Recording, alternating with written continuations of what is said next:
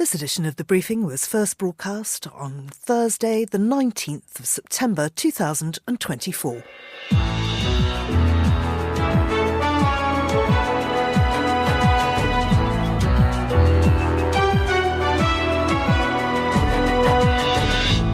Hello and welcome to The Briefing, coming to you live from Studio One here at Midori House in London. I'm Georgina Godwin.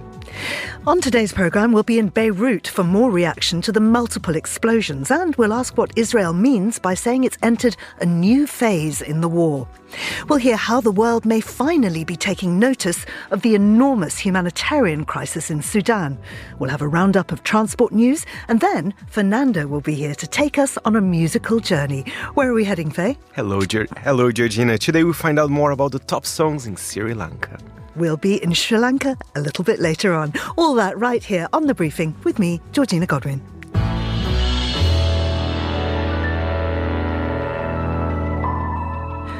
Lebanon is reeling in response to 2 days of explosions after communication devices belonging to Hezbollah members blew up. Israel, who's not claimed responsibility, has declared a new phase in the war. The Israeli Air Force says it attacked military buildings and a weapons depot belonging to Hezbollah in 7 areas of Lebanon overnight.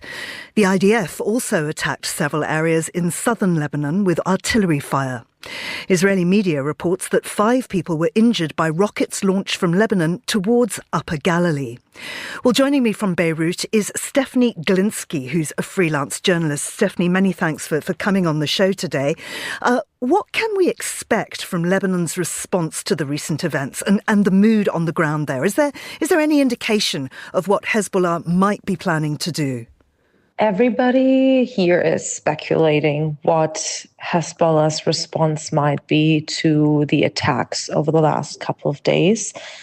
Obviously, one thing I can say is that people are really, really angry. I was down in Dahia yesterday, so in the southern Beirut suburb that is a Hezbollah hotbed in the area. And I spoke to a lot of people, a lot of local leaders who are very angry. One of the deputy mayors down there in a local municipality said that he's angry. He said Israel is a terrorist state. He said that this attack is different. It's evident that Israel should be punished soon. He said, I'm not afraid. He said, Israel should be afraid of us. So that's kind of the attitude that you're hearing from a lot of the local Hezbollah leaders down in Dahia. I spoke to another man. He also said this is a big crime. He said that people are giving each other hope, but the situation is very, very bad and is calling for revenge. So you're having a lot of those opinions, views. People are very, very angry. I mean, there were children who were also killed in the attacks. I myself was at a funeral yesterday of an 8-year-old boy who was playing with a pager when it exploded into his face. And I spoke to his aunt. Her name was Saleh. She's 38. And she said that this little boy, he was just playing, and when it exploded into his face, his eyes were gone, his nose, he was obviously severely injured and then died.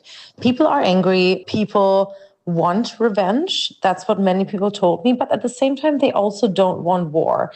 People say they want justice, but they also want peace at the same time. So there's a little bit of both. And the mood on the ground is a mix of that, but also you do have a lot of fear interwoven into that. People are afraid. A lot of the women I've spoken to say they worry about a full-scale war. A lot of the people down in Dahia also come from Syria. They came to Lebanon years ago. They escaped war themselves.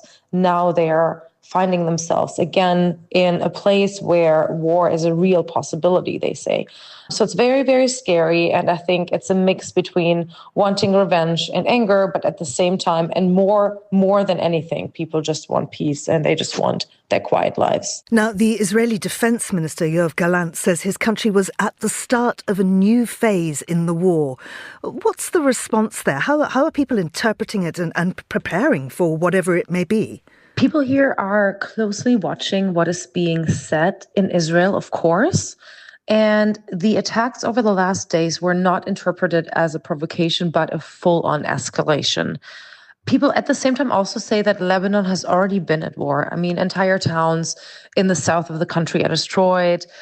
Countless people are displaced. I met a family myself yesterday who is from southern Lebanon, and they have been displaced to Beirut. And the father I was speaking to, he was telling me that he's very worried about his daughter. I met him at one of the blood drives that was happening for all the injured people yesterday. And when I did ask him about his family, he actually started crying. And he said, I'm so worried for my daughter, and we already are at war. So are people preparing? I think people are prepared. I think people have always really been prepared in Lebanon. The situation has been tense here for a very, very long time. Obviously, the 2006 war sits deep. The memories are still very, very vivid. So it's never really been a totally peaceful time for people in Lebanon. So yes, I would say people are prepared because this is the sort of scenario that they are expecting at any time. And again, like I said, people do view this as a full-on escalation, and a lot of people think that this could further escalate. Yesterday, I also talked to a Syrian family. They have been here for 11 years. I was actually standing on a balcony with them as we were watching the funeral procession down on the road, and then suddenly an explosion ripped through the crowds and a man fell to the floor. Smoke came from his body. And there was this moment of like eerie silence. And then suddenly people started screaming and panicking. They called for an ambulance. And then obviously very quickly after, other walkie-talkies in the same area in the vicinity also exploded. One house was sort of set on fire. They brought fire trucks to put out the fire. So it was all extremely, extremely chaotic and scary. And this already really is a war that people are experiencing. That's what they're saying anyway. The family I was with, the mom had 7 children. They were all crying. They were running inside the house, screaming, "Oh no, what's going on?" Like really, really scared that there would be further explosions, that there would be, further escalation. So yes, people are watching what's happening in Israel, and people are listening to the statements of this so-called new phase of war that Israel has been announcing.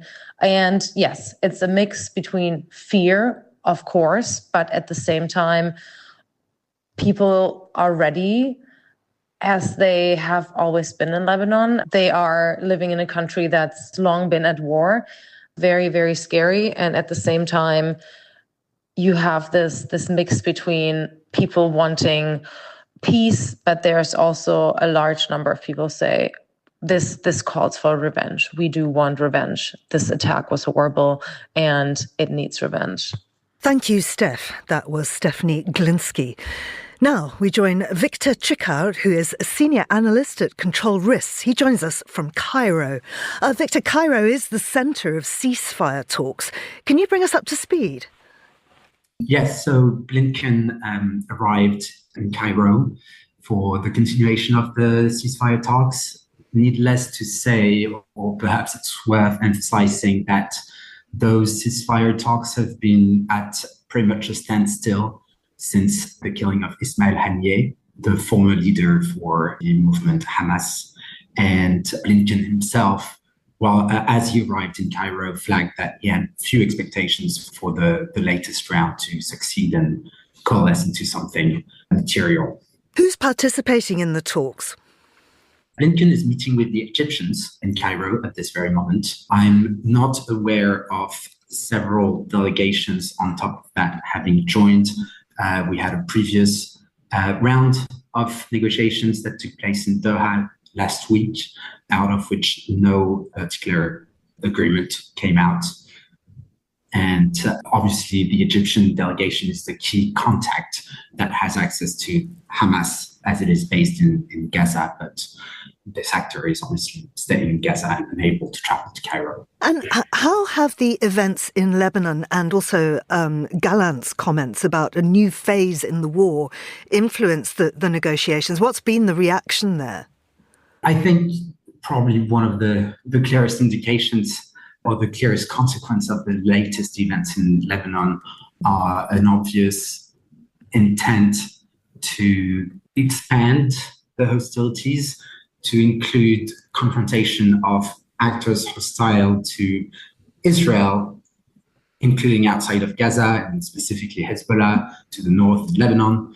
This is evidently not an indication of intent to de-escalate or to compromise. There is an understanding that the center of gravity will move, north, so towards Lebanon, but certainly no indication that Israel is looking in any way to reach a ceasefire deal with Hamas at this very moment. Quite probably to the contrary. Victor, thank you very much indeed. That's Victor Tricot there. Now, here's Laura Kramer with the day's other news headlines. Thanks, Georgina.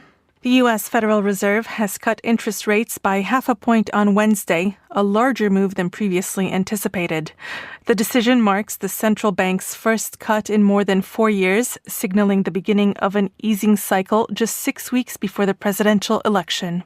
Boeing has temporarily furloughed tens of thousands of its employees as mass strikes at the aviation giant continue. Union workers say there are no new negotiation dates scheduled, prolonging the first strike at Boeing since 2008.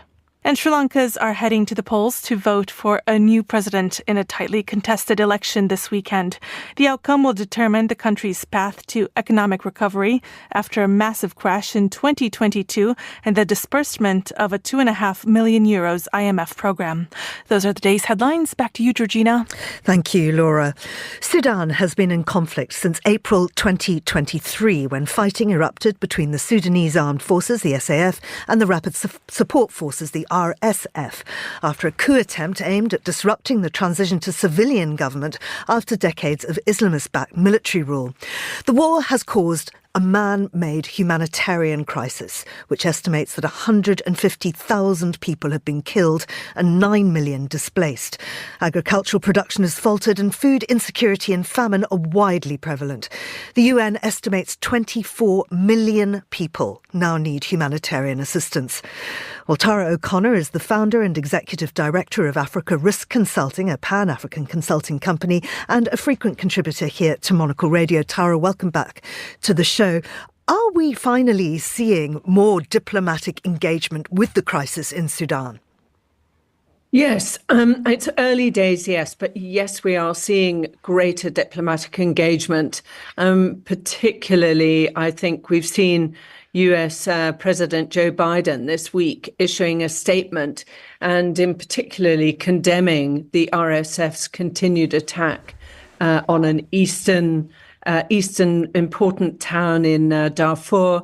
We've also seen the change of government in the UK, which has had an immediate impact with the appointment of a new diplomat to the British office in Sudan to join an existing US special envoy to Sudan. The objective of these appointments is obviously to move the country and the belligerents towards a ceasefire and some form of peace. I mean, there were peace talks in August in Geneva. Did they achieve anything? They achieved a very small amount. Despite the pressure, the Sudan Armed Forces, the actual so-called official government refused to attend, probably with some justification because the United Arab Emirates the UAE was being present as an observer, and the SAF accuse the UAE of actually providing material and actual military support to the Rapid Support Forces. So they fell away, but they did get some important concessions of opening borders to humanitarian aid and allowing at least humanitarian aid to reach Darfur. Is humanitarian aid getting through, Tara? Yes, there has been an improvement with the opening of that crossing from Chad into Darfur and the opening up of some of the routes that the RSF had previously blocked. But at the same time, one of the great concerns is that the battle in El Fasher, which has been going on now since May, is exacerbating the humanitarian crisis. the RSF rebels continue to lay siege, although they promised at the peace talks that they would lift the siege of al-Fashir. They have not. And so the humanitarian crisis, and particularly the hunger crisis, is acute in camps around there. So what is the plan going forward? How can the diplomatic effort and the various aid groups and the big international bodies coordinate a response to this and really help Sudan? Is there something in concrete there? Absolutely. I really do think that we have seen a significant change. The international pressure is absolutely mounting on both the Sudan armed forces and the rebel militias to continue peace talks. And the threat is really to expand pressure on any of the supporters of the belligerents who are supplying them arms. So both the US and the UK have coordinated a response, and they are clearly going to expand their monitoring of existing sanctions and also look at expanding sanctions on those external actors supplying arms to either party. I mean, looking at the region, Sudan may be the biggest crisis, but it's far from the only one. I wondered if you could tell us about the recent attack in Mali. Yes, I mean, security right across the Sahel seems to be deteriorating. And we have seen, which is something that we have anticipated for quite some time, a very audacious attack by Islamist insurgents on the capital of Mali, which is Bamako. The insurgents actually managed to get to the capital and actually target in a very planned attack the airport and key gendarmerie sites right across the capital, setting fire to the presidential plane and including a site where Russia's Wagner mercenaries are based. And several people have been killed. And this is the latest in a series of Islamist extremist attacks that have actually plagued Burkina Faso and Niger. And Burkina Faso making anywhere outside of the capital, Ouagadougou, almost impossible to travel to. Tara, thank you very much indeed. That was Tara O'Connor there, and you're listening to The Briefing on Monocle Radio.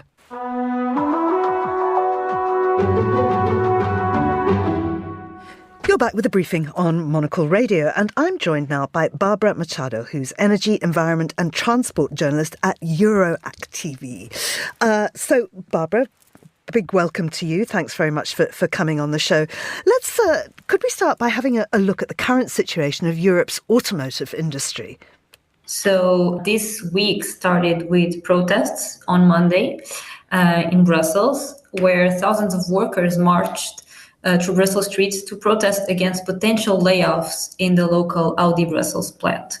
So to give a bit of context, there was a restructuring of operations announced in July for the Audi Brussels plant. But earlier in September, Audi announced that it's considering ending earlier the production at its site. And what does Audi produce at the Brussels site? The Audi Q8 e-tron, so an electric vehicle model. And the Volkswagen Group, which owns Audi, did not assign a new model to the factory. So the future of this factory is compromised. And the company argued that it's witnessing a drop in the demand for this model and that the plant has high logistics costs. So the staff of this factory started a prolonged strike on site with protests last week, which include the seizing of 200 car keys by staff members. But this expanded to a large demonstrations in Brussels this Monday, as I said, organized by trade unions in a cross-sector mobilization. And why? To show support for the employees at Audi Brussels and also to draw attention to a bigger problem, the deindustrialization risk that not only Belgium but Europe is facing. And the lower demand for EVs, which is also really affecting Germany, isn't it? So what we are seeing also in Germany is that For the first time, Volkswagen, also in September, announced that it is considering plant closures, affirming that, yes, it is facing a lower EV demand and that this shift to electric vehicles is requiring cuts in spending. So this would be a part of a 11 billion cost-cutting plan. So another argument, basically, they say that the market shrank after the pandemic, that the company is facing a shortfall in demand, and they do not expect these sales to recover. And of course, it just shows just how frail Europe's wider automotive industry is. And in fact, one thing that may well influence this is the announcement of who the new transport commissioner is. Who is it and what are their priorities? So the new transport commissioner is Apostolos Tzitzikostas. He is Ursula von der Leyen's choice for a sustainable transport and tourism portfolio. So here, stressing the sustainable part. And he is the governor of Central Macedonia and former president of the European Committee of the regions. And he will be tasked precisely with strengthening the sector's competitiveness, because what have we seen also last week? There was the presentation of the Draghi report, so the report by Mario Draghi, Italian economist and ex-prime minister, who underlined precisely that Europe led the way in the production of electric vehicles and benefited from a first mover advantage, but it was not able to keep that position. It shows that precisely there are signs of an evolution in the opposite direction. This will be one of the missions of this new transport commissioner, because precisely for electromobility, he will have to deliver something that Mario Draghi proposed, that was a specific plan, a specific industrial plan for the automotive sector. At the same time, he will have to monitor the build-up of charging infrastructure, so more charging facilities, because this is one of the points that drivers see as a shortcoming to transition to an electric vehicle, that there are not enough charging facilities. So this will also have to be one of his main priorities. Barbara, thank you very much indeed. That's Barbara Machado, the transport journalist there.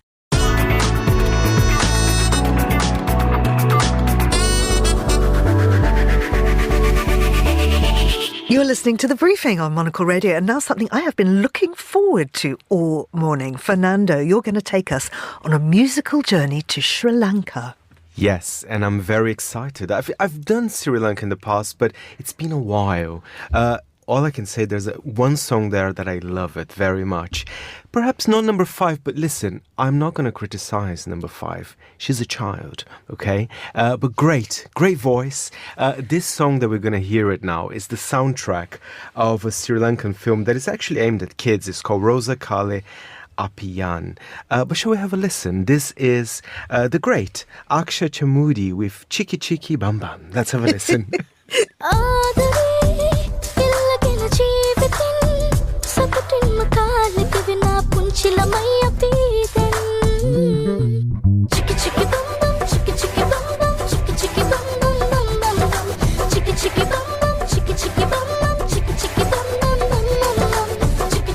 She's very sweet. I mean, it's very easy to sing Chiki Chiki Bam Bam, Chiki you know? Chiki Bam Bam. That might be my new favourite song. And you know what? Heavy production values there, because it was the very famous Sri Lankan producer Radish Vandebona. He's the one who produced this track. I think it's a very sweet beginning for the top 5 in Sri Lanka, you know? Absolutely. What's at number 4? Number 4 is the only artist from the top 5 that is actually not from Sri Lanka. It's from India. And this song is the soundtrack of a film that's being released next week, and it's set to be like one of those massive kind of Bollywood blockbusters as well. I'll tell you more about the film, but let's have a listen. The vocals are from Shilpa Rao, and the song is called Chutanale. Let's have a listen.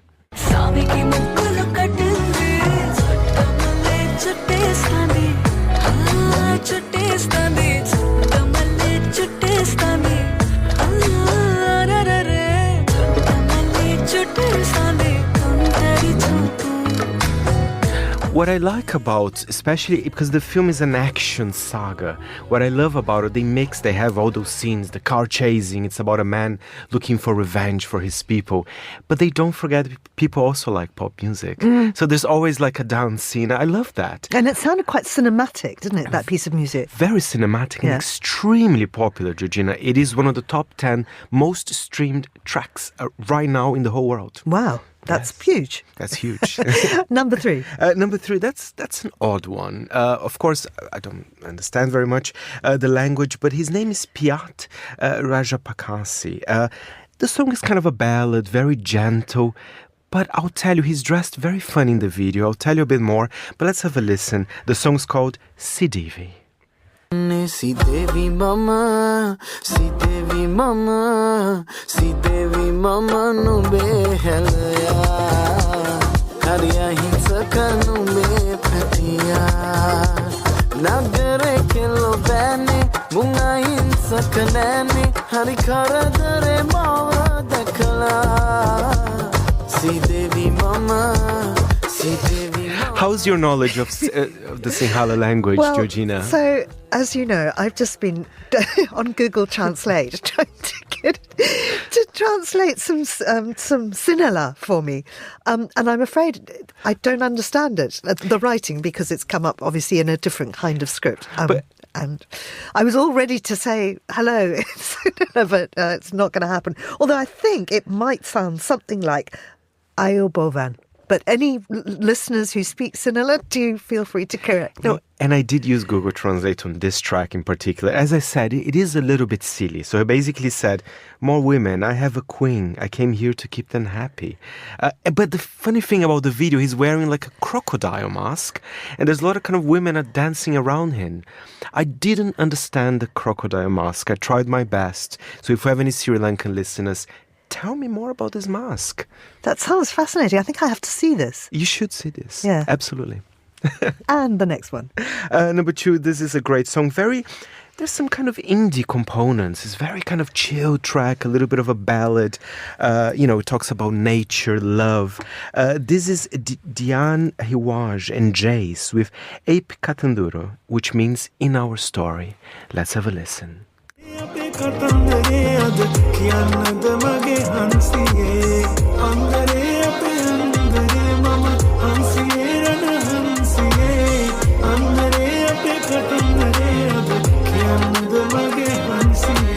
It's beautiful. It's about the river flowing, the dreams of love, they're both floating in the air. Oh, and you can hear that sort of water motif going through, can't you? It's very gentle, and I quite like the modern production as well. Yeah. Right, is this your favourite one now? Oh, the favourite's number 1. I think it's such a sweet track. It's very poppy, it's something that perhaps we could see in the charts here, but there is a Sri Lankan element to it as well. There's some kind of traditional kind of instruments which we might hear in this clip. I find it quite uplifting. Great video as well. She has kind of a love device. So for example, a man gives... device? No, okay, let me explain. Hold on. A man gives her flowers, and before she uses her device, and just to check if the man is compatible or not. Let's have a listen. It's a great track by Sana Sandak Vela.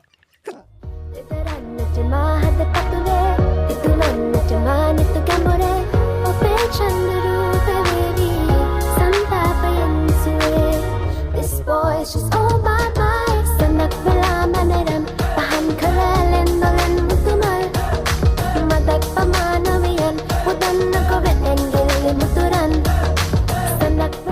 I adore the song. I can see why. I can absolutely see why. Yeah. It's a great track. It's uplifting, and yes, I think this is a great example. She's new as well. I think that's one of her first singles as well. So, and in the end, she's very lucky. She ends up with a very handsome guy. It's like a Baywatch guy. He was running at the beach, showing his muscles. So she doesn't need her love device after all. Actually, she drops the love device, to stay with him. Maybe in the end, you don't need one. Yeah, perhaps. Fernando, thank you very much indeed. That was Fernando Augusto Pacheco. And that's all for this edition of The Briefing. It was produced by Laura Kramer, our researcher was Gunnar Grinlid, and our studio manager was Steph Chungu. The Briefing is back tomorrow. I'm Georgina Godwin. I'll be with you on The Globalist first thing tomorrow. Many thanks for listening. Goodbye.